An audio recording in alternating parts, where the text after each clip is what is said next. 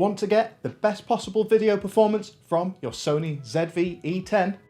Well, in this video, I'll show you all the best settings, tips and tricks to get your ZV-E10 footage looking as good as possible. First up, let's look at the in-camera quality settings you'll need. And so we're first going to talk about resolution and frame rate.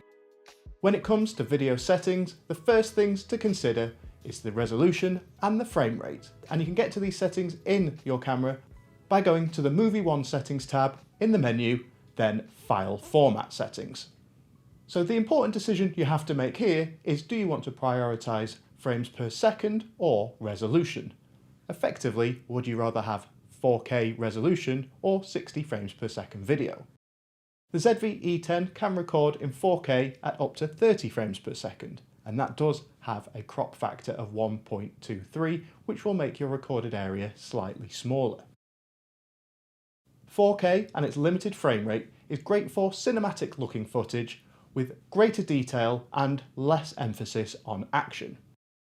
You'll get a noticeable amount of motion blur on fast moving subjects. I'm recording this video in 4K here, and you can see that my hand is moving and it's not capturing every single frame. If you want to prioritize frame rate, then the ZV-E10 can record at 1080p at 60 frames per second. And its 1080p quality is very good. So if you're looking for smoother looking action shots, then 1080p is the right choice for you. And especially if you're not too bothered about having 4K resolution. It's worth noting that it does have the option to record at 1080p at 120 frames per second, but I'd only use this for shots that you want to slow down into slow motion, as this footage can't be stabilized using Sony's Catalyst Browse software, which stabilizes footage. But we'll look at that in more depth later. 120 frames per second will also make your file sizes much larger, so if you're prioritizing frame rate, then 60 frames per second at 1080p is usually your best option.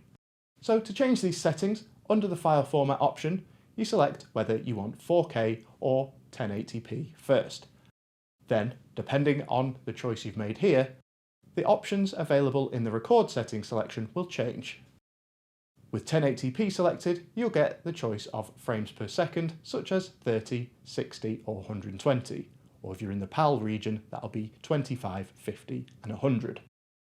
Where the higher of these options can be used for smoother, slowed down footage. If you're going to be primarily using your ZV-E10 for photography, then you can check out this video here that I've made about all the best settings for photography for the Sony ZV-E10. And for plenty more videos about this camera, please consider subscribing to the channel and dropping a like on the video. It helps me out a lot. Next, we're going to talk about picture profiles. To enhance your video quality and have more flexibility in post-production, the ZV-E10 provides several picture profiles. For those who prefer a flat, neutral image, then the S-Log2 or S-Log3 profiles are excellent choices. For me, the best option here is either S-Log2 or Cine 2. Even though S-Log3 is available on the ZV-E10, as the camera is only 8-bit, this means that using S-Log3 you'd get banding and splotchy colours, which isn't going to be the best image for the camera. Now, of course, these aren't going to be huge issues that are going to make your footage unusable, but it's worth bearing in mind that it's not necessarily going to be the peak performance from picture profiles. And this is the reason I prefer Cine 2. It does mean there'll be slightly less dynamic range than you would get with S-Log3 on a 10-bit camera, but these profiles, Cine 2 and S-Log2, do retain a lot of dynamic range, especially compared to not using any picture profile. And this dynamic range allows for greater control over the colours and the tones during editing of your footage. However, of course, this does mean that you will need to spend time editing your footage before you can use the video, as the image will look very flat and kind of grey looking without editing and not really usable straight out of the camera. And to change these settings, go to the Photo and Video menu 1 and then tab 8. For a more straightforward process with less editing, you can just use the standard picture profile or use the creative styles, which might be more suitable. You won't get the dynamic range, but it's worth trying all the options to see which suits you. So next we're going to talk about white balance, and this is a setting that can make a big difference to the colour of your videos. Basically, it's a camera setting that establishes the true colour of white. This produces a baseline from which all the other colours are measured. And most likely your camera will be set to auto white balance. And don't worry, this isn't necessarily bad, especially when you're starting out. But for specific scenarios such as bright sunlight or indoors under incandescent light, the auto white balance can get your colours a little wrong, which could throw out the colours of your whole video. Now there are some pretty decent presets built in for these situations, which you can find on the white balance menu setting, which is under tab 8 of the Movie Photo Settings 1 menu. And if you can't get the right preset, then there are also 3 custom white balance presets which you can set up manually by measuring a white source. A plain piece of paper, for example, can work. You just put it in front and follow the prompts on the screen from there. Really useful in specific situations where you'll keep finding that the white balance is wrong and it's throwing your colours out. Maybe they're looking too green or too cool and it's just not representative of what you want to get from your video. And the next setting we're going to talk about is autofocus. The ZV-E10 features reliable autofocus capabilities, including real-time eye autofocus, which is especially handy for vlogging and capturing subjects in motion. I'd recommend to set your focus mode to continuous autofocus and enable eye autofocus to ensure your subject remains sharp and in focus throughout your videos.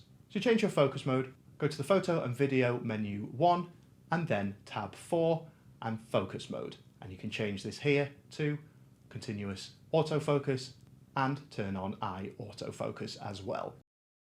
And of course, what lens you use with your camera will also make a huge difference to your videos. And there are a few things to consider when choosing a lens. For video in particular, aperture, focal length and stabilization. Talking of aperture, a lens with a wide aperture of say f1.4 will allow for better low light performance and will get smoother looking out of focus backgrounds. A quality lens like the Sigma 16mm f1.4 for example is a good example of this and will certainly have much better low light performance and better blurry backgrounds than say the Sony 16-50mm kit lens which probably came with the camera.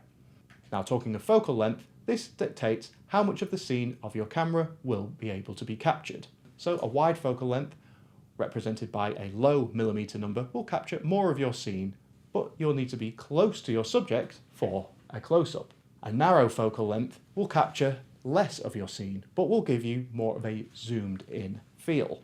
So this can be great for close-ups without having to have the camera right in front of your subject. Both things that you need to keep in mind when deciding on a lens and make this decision based on the type of shooting you want to be doing. Now you could get a zoom lens which covers a lot of focal lengths, but won't necessarily have as wide an aperture. But zooms make for very versatile shooting. My favourite zoom lens in this space is the Sony 18-105 f4, which is a great video lens.